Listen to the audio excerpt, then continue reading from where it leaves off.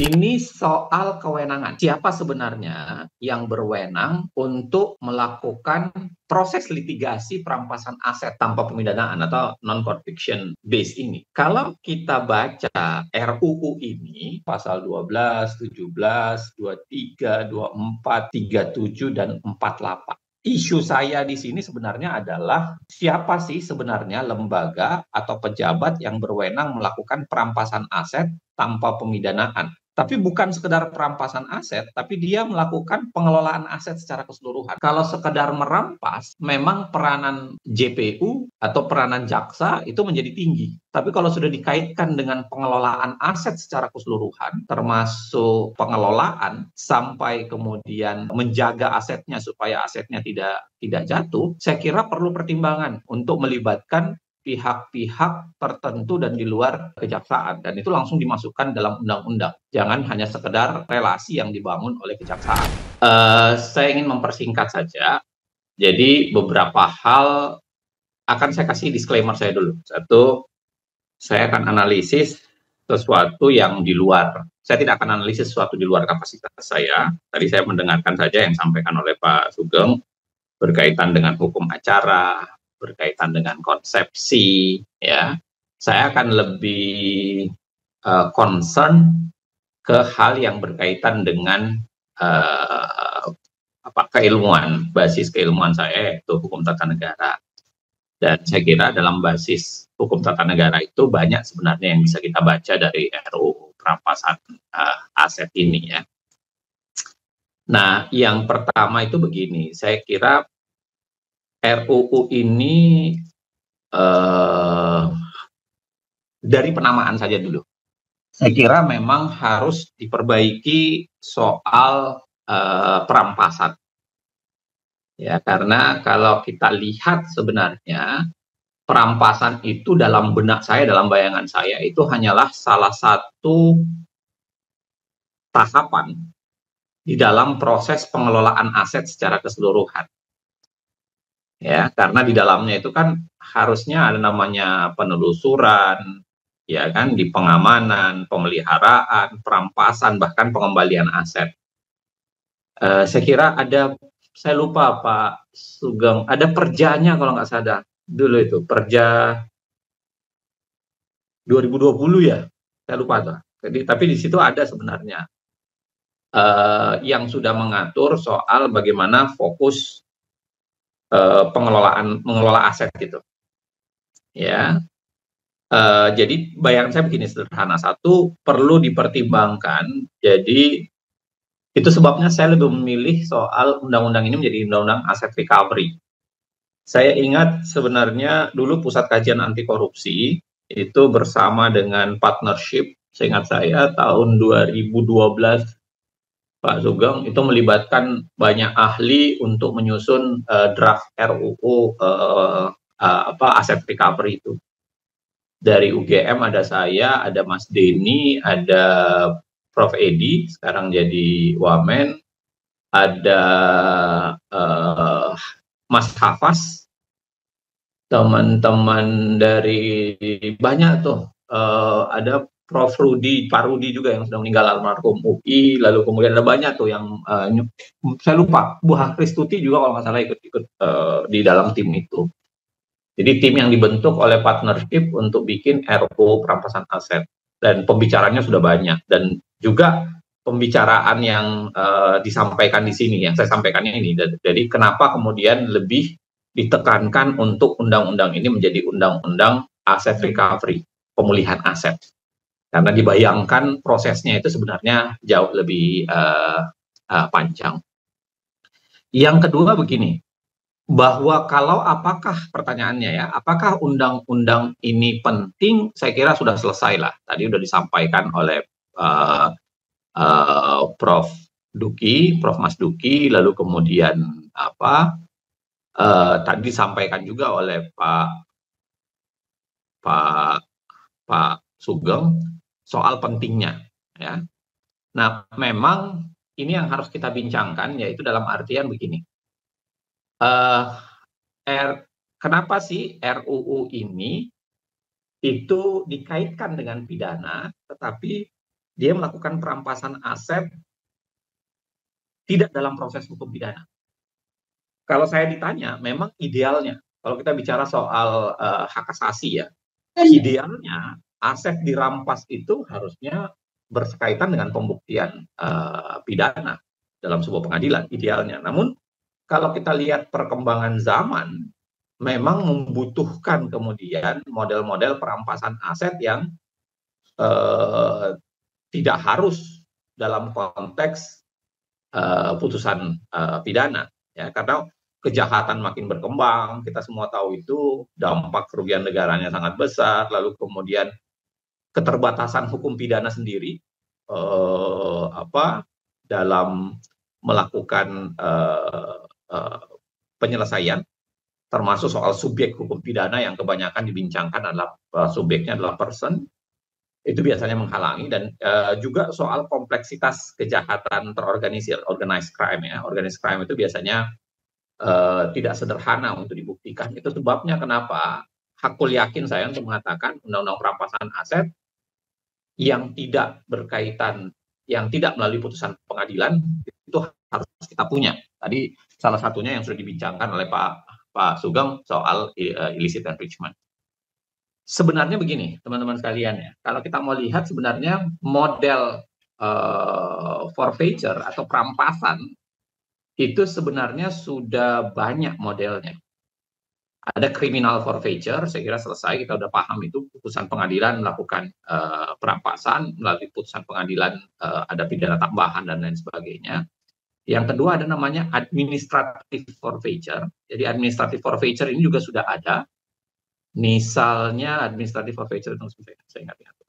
Administrative forfeiture itu misalnya pemberian kewenangan kepada petugas bea cukai untuk perampasan aset untuk orang yang bawa duit lebih dari batasan yang diperbolehkan. Ya, itu model-model administrative forfeiture sebenarnya sudah ada. Perdata atau civil forfeiture saya kira clear, kita semua tahu itu. Tadi Pak Sugeng juga sudah bicarakan di pasal 32, 33, 34, 38 Undang-Undang Tipikor yang mengatakan kalau ada tidak cukup bukti bahwa ini perkara pidana, unsur pidana, maka bisa dimintakan kepada jaksa pengacara negara untuk melakukan gugatan pengembalian kerugian negara. Saya kira kita paham itu. Nah, yang kita bicarakan ini sebenarnya adalah undang-undang perampasan tanpa pemidanaan atau yang sering diistilahkan menjadi NCB, non-conviction based. Artinya, nah, yang dilakukan perampasan itu tidak ada tanpa ada penjatuhan pidananya. Ya, yang itu yang harus kita bicarakan. Jadi karakteristiknya tuntutan ini itu pada pidananya pidana harta. Jadi tuntutannya itu pada aset, ya, sehingga pemilik aset itu tidak dilakukan pemidanaan. Nah, kalau teman-teman kalau teman-teman lihat model NCB tadi sudah dijelaskan banyak oleh Pak Sugeng, saya kira banyak keuntungan dan banyak kebutuhan untuk itu, ya, banyak kebutuhan dan nah, cuman masalahnya begini, kalau kita baca tadi Pak Sugeng juga sudah menyampaikan ya, izinkan saya melakukan 3 hal dalam kaitan dengan ilmu hukum tata negara yang saya pahami. Yang pertama, saya kira begini, saya tadi clear dengan penjelasan Pak Sugeng, tapi mungkin teman-teman bisa kita bincangkan pasal 7 ayat 1 draft RUU perampasan aset. Ya, karena dia bilang begini nih, perampasan aset sebagaimana dimaksud dalam pasal 5 dilakukan dalam hal A, tersangka atau terdakwa meninggal dunia, melarikan diri, sakit permanen, atau tidak diketahui keberadaannya. Atau misalnya karena terdakwa lepas dari segala tuntutan hukum. Artinya begini, kalau pelakunya masih hidup dan ada, bisa nggak diberlakukan? Silahkan berpikir secara konsep hukum ya. Kan di situ dikatakan bahwa tadi perampasan aset yang dimaksud di pasal 5 itu bisa dilakukan manakala kalau tersangka atau terdakwa itu meninggal dunia, melarikan diri, sakit permanen, tidak diketahui keberadaannya. Atau kemudian terdakwa diputus lepas. Nah, kenapa ada pasal 7 ini? Ini kan memang karena tetap dikaitkan dengan kasus, jadi gini, perampasan aset yang dikaitkan dengan kasus pidana. Walaupun tidak perlu ada putusan pidananya. Ya, kira-kira begitu tuh sebenarnya kalau kita lihat modelnya NCB-nya kita ini. Nah, tapi menurut saya Pak Sugeng, dan barangkali kalau saya keliru kita bisa didiskusikan secara lebih dalam. Pasal 7 ayat 1 ini berpeluang dipakai untuk mengaburkan. Karena harus dalam kondisi hanya dapat dilakukan. Jadi pasal 5 itu hanya dapat dilakukan kalau tersangka dan terdakwa meninggal dunia, melarikan diri, sakit permanen, dan tidak diketahui keberadaannya. Nah, kalau misalnya dia masih ada, hidup, dan ada, nah ada perdebatan pasti, bisa nggak digunakan ketentuan hukum ini untuk mengejar perampasan aset dengan model undang-undang ini.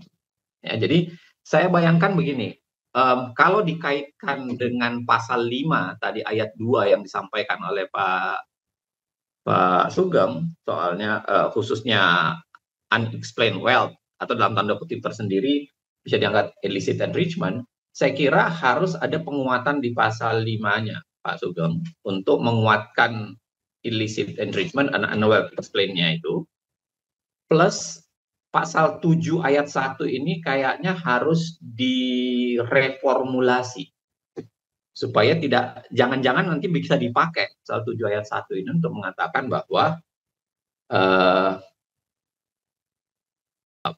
ya kan tidak melarikan diri, kan tidak meninggal dunia, masih ada gitu ya, sehingga perampasan aset nanti malah tidak bisa dilakukan. Itu yang pertama ya, berkaitan dengan pembacaan pasal. Kalau mengenai hukum acara saya yakin Pak Sugeng jauh lebih paham dibanding saya. Nah, yang kedua begini, ini soal kewenangan. Siapa sebenarnya yang berwenang untuk melakukan proses litigasi perampasan aset tanpa pemidanaan atau non-conviction base ini? Kalau kita baca RUU ini, ya, tapi RUU-nya mudah-mudahan sama ini Pak Sugeng ya, karena saya lihat ada beberapa kali jenis RUU yang berbeda. Saya pegangnya itu, saya nggak lihat versinya, tapi saya lihatnya yang di pasal yang relevan itu pasal 12, 17, 23, 24, 37, dan 48. Nah, isu saya di sini sebenarnya adalah siapa sih sebenarnya lembaga atau pejabat yang berwenang melakukan perampasan aset tanpa pemidanaan, ya. Tapi bukan sekedar perampasan aset, tapi dia melakukan pengelolaan aset secara keseluruhan, seperti judul yang saya bawakan tadi. Kalau sekedar merampas, saya kira memang peranan JPU atau peranan jaksa itu menjadi tinggi. Tapi kalau sudah dikaitkan dengan pengelolaan aset secara keseluruhan, termasuk pengelolaan sampai kemudian menjaga asetnya supaya asetnya tidak jatuh, saya kira perlu pertimbangan Pak Sugeng untuk melibatkan pihak-pihak tertentu dan di luar kejaksaan, dan itu langsung dimasukkan dalam undang-undang. Jangan hanya sekedar relasi yang dibangun oleh kejaksaan misalnya. Saya kasih contoh sederhana begini, kalau kita lihat dalam konteks perbandingan di beberapa negara, misalnya seperti saya baca risetnya teman-teman KPK terhadap ini, Ada yang Irlandia, ada yang Inggris, ada yang Amerika, ada yang Bulgaria, Kenya, Australia, Italia, Selandia Baru, lalu kemudian Nigeria, Kolombia, Filipina, dan lain-lain sebagainya, 12 negara. Sebenarnya tipologi kewenangan investigasi dan litigasi itu relatif bervarian. Ya, ada pendekatan dengan banyak lembaga, modelnya Inggris, jadi banyak lembaga yang bekerja untuk melakukan investigasi, litigasi. Ada juga yang melakukan bukan banyak lembaga, tapi dibuat dengan cara berbeda. Jadi pengalihan. Jadi misalnya setelah dilakukan wewenang investigasi oleh penyidik, tapi kemudian di tahap litigasi, maka di PU-nya, di penuntut umumnya diserahkan kepada PU ya untuk penuntutan. Misalnya kayak di Amerika dan Italia. Ada juga pendekatan lembaga tunggal. Lembaga tunggal ini jadi dia semua yang lakukan dari A sampai Z. Itu misalnya di Kolombia, Irlandia dan Bulgaria. Kalau di Kolombia itu langsung di badan penuntutan di kejaksaan, Selandia Baru itu malah di kepolisian, di Bulgaria itu malah di KPK-nya, Komisi Anti Korupsinya. Kalau di Irlandia itu dibikinkan satu badan tersendiri, badan perampasan aset. Nah, kenapa ini penting kita bincangkan? Karena salah satu yang panjang kami diskusikan dulu ketika bicara undang-undang pengelolaan aset atau aset recovery itu, siapa sih sebenarnya yang akan menjadi bahu reksonya? Siapa yang akan menjadi pemegang utama untuk mengelola atau memegang aset ini? Seperti yang saya bilang tadi, kalau hanya sekedar dibayangkan pada tahapan litigasinya, barangkali APH-nya selesai kita bincangkan. Oh, bisa pendekatan Indonesia masih make sense. Bisa dilakukan oleh kelembagaan tertentu, tapi kemudian di ujungnya diserahkan kepada kejaksaan misalnya. Itu masih make sense. Tapi kalau kita pola dia menjadi aset recovery atau pemulihan aset yang bukan sekedar soal proses merampas, tapi juga proses untuk mengelola, maka menurut saya pendekatan multi stakeholder itu harus dilakukan. Jangan-jangan harus dilibatkan banyak pihak. Ya, misalnya kalau asetnya dalam bentuk saham misalnya, mohon maaf, saya kira kejaksaan pasti bisa kerepotan tuh untuk menjaga supaya saham itu tidak jatuh gitu. Dan untuk mengelola saham saya kira butuh kapasitas dan kemampuan yang barangkali tidak sama dengan kapasitas dan kemampuan yang dimiliki oleh kejaksaan. Ya, karena kejaksaan dan aparat pendidik hukum itu punya kemampuan berbeda, maka menempatkan paradigma pemulihan aset atau aset recovery, kemudian dimasukkan kelembagaannya juga harus dipikirkan. Ya silahkan aja pikir kalau mau bikin satu lembaga tersendiri, ataukah kemudian untuk perampasannya tetap saja APH, tapi ketika sudah masuk ke tahapan tertentu itu harus bekerja sama dengan lembaga lain atau lembaga tersendiri untuk itu silahkan dipikirkan.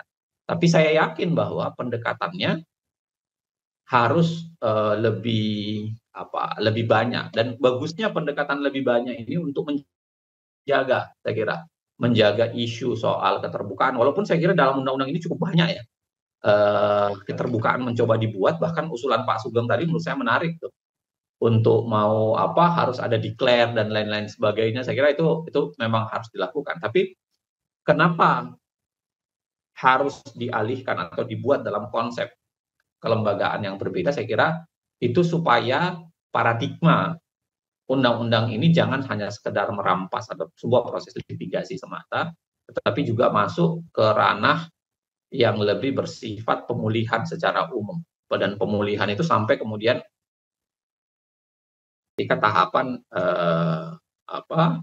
aset tersebut harus dikembalikan kepada orang yang lebih berhak, ya, ataukah kemudian dikembalikan pada negara. Kan sangat mungkin dikembalikan kepada pihak yang lebih berhak. Misalnya kalau korupsi itu berkaitan dengan atau kejahatan itu berkaitan dengan mengambil hak-hak orang di wilayah tertentu. Nah, yang ketiga, saya ingin analisis sebenarnya berkaitan dengan apa yang sudah disampaikan oleh Pak Sugeng tadi, bahwa undang-undang ini punya potensi besar untuk melanggar hak asasi orang. Punya potensi besar. Ya, makanya kenapa tadi saya sudah bilang di awal bahwa tentu saja kalau dalam kita pakai standar hukum biasa, harusnya perampasan aset itu melalui sebuah proses pidana. Ya, karena pidana itulah yang memutus. Tapi karena kebutuhan, memang ada konsep-konsep itu membuat saya mengatakan bahwa memang NCB ini menjadi diperlukan. Nah, tetapi karena NCB ini diperlukan dan dia menjadi sebuah senjata yang adekuat, ya, senjata yang sangat luar biasa, maka saya kira memang prinsip-prinsip menjaga menjaga kemungkinan diterabasnya hak asasi itu harus dilakukan. Dan saya kira di beberapa pasal di undang-undang ini sudah melakukannya, coba melakukannya dengan baik. Nah, tapi pada saat yang sama saya kira untuk menjaganya secara jauh lebih kuat, prinsip partisipasi publik secara keseluruhan, lalu kemudian pengayaan wacananya, diskursusnya, itu harus menjadi lebih tinggi dan kuat. Karena jika tidak, saya khawatir ya, karena begini Pak Sugeng dan teman-teman sekalian, selalu ada banyak undang-undang menarik yang kita suka gitu, ini cukup revolusioner, tapi ternyata penggunaannya menjadi keliru. Kita ingat misalnya undang-undang berkaitan dengan lingkungan, ya kan? Ketika melakukan penebangan liar tanpa hak di hutan itu kemudian bisa dikenakan hukuman yang sangat berat. Dan dulu maksudnya memang dikenakan kepada perusahaan-perusahaan besar, tetapi tanpa pengawalan yang memadai, ternyata kemudian menjadi kayak keris empu gandring kan, bisa menusuk masyarakat yang masuk ke hutan sekedar untuk ambil kayu bakar untuk hidupnya, lalu kemudian mereka lah yang dikenain ancaman yang sangat besar. Nah, itu sebabnya saya kira memang dan saya setuju dengan Pak Sugeng, harus dilakukan pengayaan wacana, harus dilakukan proses partisipasi dan aspirasi yang jauh lebih luas untuk memikirkan detail mulai dari proses, tahapannya, sampai implikasinya. Karena saya yakin memang setan itu biasanya datangnya di detail.